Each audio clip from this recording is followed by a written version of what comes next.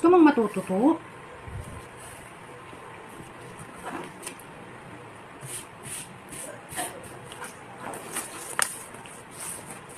Ito, sukat ng hips. Ito, tingnan mo.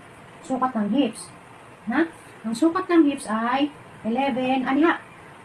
O, tandaan mo ha, 11 and a half. Tapos naman, dito, yung sukat ng waistline ay 10 and 5/8. No? Natandaan mo ha? Ako. Gusto mo ito? No. Gusto mo ito?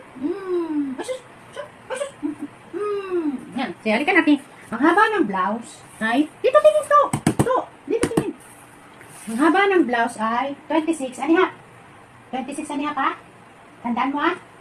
Tapos, yung armhole, to. Yung armhole ay 10. Okay, sukatin natin to yung armhole ha. 10 and a half. Ang kalahati to. Dito. To. Yung armhole ay 10 and a half ang kalahati. Dito. Dito. Dito. Ay, sus!